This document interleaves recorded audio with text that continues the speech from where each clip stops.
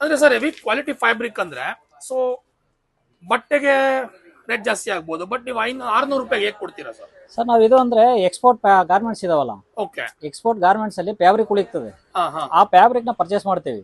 Okay ಮತ್ತೆ ಅದನ್ನ ತಗೊಂಬಂದು ಕಟ್ ಮಾಡಿ ಸ್ಟಿಚ್ ಮಾಡಿ, ಅಂದ್ರೆ ಎಕ್ಸ್ಪೋರ್ಟ್ ಪ್ಯಾಟರ್ನ್ ಅಲ್ಲೇ ಕಟ್ ಮಾಡೋದು. ಓಕೆ. ಕಟ್ ಮಾಡಿ ಅದನ್ನ ವಾಷಿಂಗ್ ಕಳಿಸಿ ಮತ್ತೆ ಅಲ್ಲಿಂದ ಬಂದ್ಮೇಲೆ ಪ್ಯಾಕಿಂಗ್ ಐರನ್ ಆಗಿ ನಮ್ಮಲ್ಲಿ ಬರೋದು. ಹಾ. ಮತ್ತೆ ಲೋಕಲ್ ಎಲ್ಲೂ ನಾವು ಪರ್ಚೇಸ್ ಮಾಡಲ್ಲ ಸರ್, ನಮ್ದೆಲ್ಲ ಗಾರ್ಮೆಂಟ್ಸ್ ಐಟಮ್ ಇರ್ತದೆ. ಬಟ್ಟೆಗಳು ಏನಿದಾವೋ ಅದು ಜೀನ್ಸ್ ಗಳಿಗೆ ಏನು ಹೋಗುತ್ತೋ ಅದೇ ಬಟ್ಟೆಗಳು, ಉಳಿದಂತ ಬಟ್ಟೆಗಳನ್ನ ತಂದು ನಾವು ನೀವು ಸ್ಟಿಚ್ ಸ್ಟಿಚ್ ಮಾಡಿಸಿ ಜನಕ್ಕೆ ಮಾರೋದು. ಸೊ ಅದರಿಂದ ಕಮ್ಮಿ ಬೆಲೆ ಆದ್ರೂ ಕೂಡ ಒಳ್ಳೆ ಕ್ವಾಲಿಟಿ ಇರ್ತದೆ ಸರ್.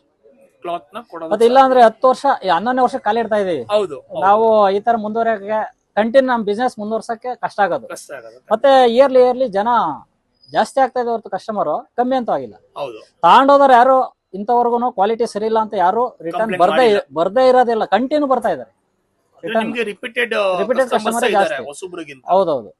ಅಂದ್ರೆ ಯಾವುದೇ ಒಂದು ಬಿಸ್ನೆಸ್ ಸಕ್ಸಸ್ ಆಗ್ಬೇಕಂದ್ರೆ ರಿಪೀಟೆಡ್ ಕಸ್ಟಮರ್ ಅವ್ರು ಬಂದ್ರೇನೆ ಮಾತ್ರ ಸರ್. ಸಾಧ್ಯ. ಹೌದೌದು. ಮೌತ್ ಪಬ್ಲಿಸಿಟಿ ಅಂದ್ರೆ ಅವ್ರು ಹೋಗಿ ಇನ್ನೊಬ್ರಿಗೆ ಹೇಳ್ತಾರೆ, ಹೌದು, ಸೊ ಇನ್ನೊಬ್ರಿಗೆ ಹೇಳ್ತಾರೆ, ಹಂಗೆ ರೀಚ್ ಆಗುತ್ತೆ. ಹಂಗ್ ರೀಚ್